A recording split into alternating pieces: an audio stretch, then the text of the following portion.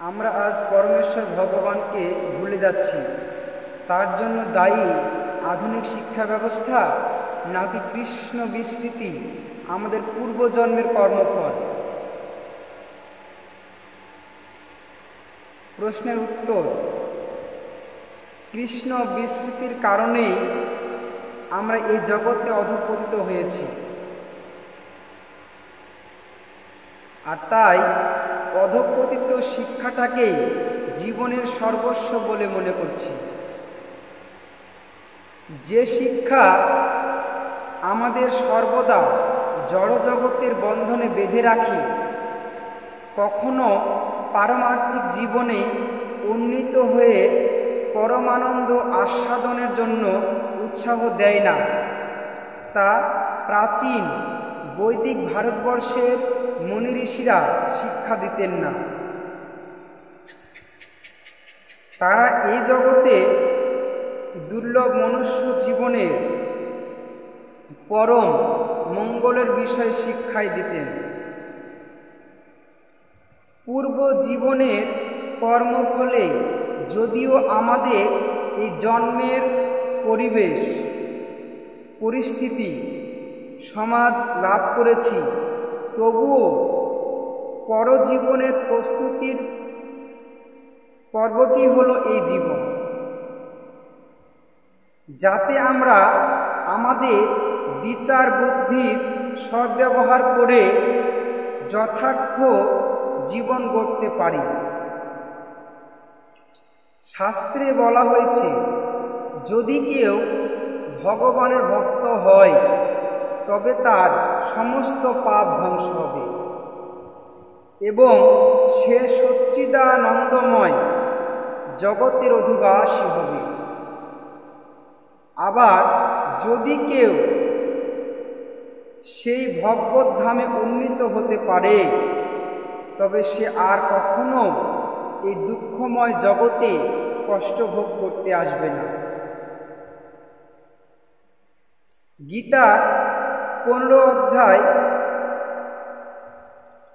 6 নম্বর শ্লোকে বলা হয়েছে,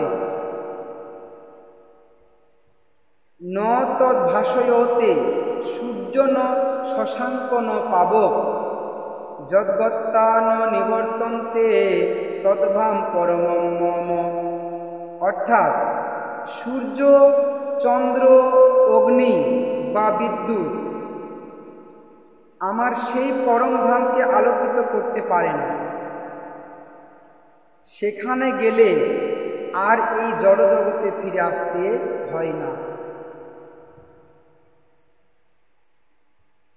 তাই জীব যেহেতু ভগবানের নিত্য অংশ, নিত্য আত্মা, তাই তার সহজাবৃত্তি হল কৃষ্ণ ভক্তি।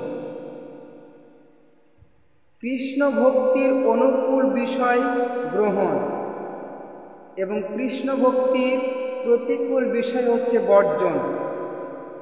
বর্জন করবার নির্দেশ শাস্ত্রে দেওয়া হয়েছে, কিন্তু প্রতিকূলকে এড়াবার চেষ্টা করব না এবং অনুকূলকে গ্রহণ করবার চেষ্টা করব না। কেবল ভাগ্যের দোষ দিয়ে পড়ে থাকব। এই মনোভাব থাকা যে কোনো বিচার বুদ্ধি সম্পন্ন ব্যক্তির পক্ষে কখনোই উচিত নয়। কাপুরুষের মতো দুর্ভাগ্যকে মেনে নেওয়া অপরাধ। আমরা যে পরিবেশেই জন্ম নিই না কেন, আমাদের কর্মটি যেন শুভ হয়। ভগবত প্রীতি সাধনার্থে যেন আমাদের জীবন অতিবাহিত হয়, তবেই জীবন সার্থক হবে, অন্যথায় কখনো নয়। কৃষ্ণ ভক্তি ছাড়া জগতের সমস্ত আয়োজনই আমাদের জন্ম মৃত্যুর ভবচক্রে আবদ্ধ রাখার ব্যবস্থা মাত্র। আধুনিক শিক্ষা ব্যবস্থা আমাদের কৃষ্ণ বিমুখ করে তুলেছে।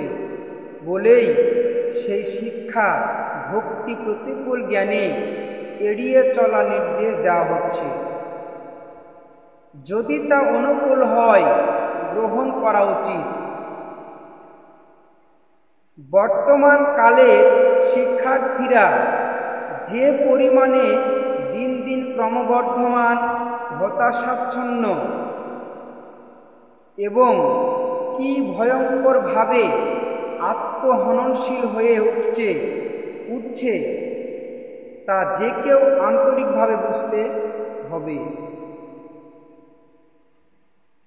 কিন্তু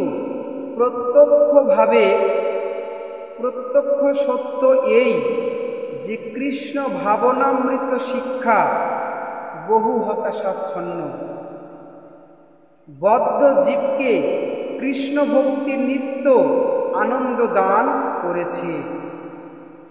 তাই অভক্তিপূর্ণ শিক্ষা ব্যবস্থার পরিবর্তন অবশ্যই কাম্য।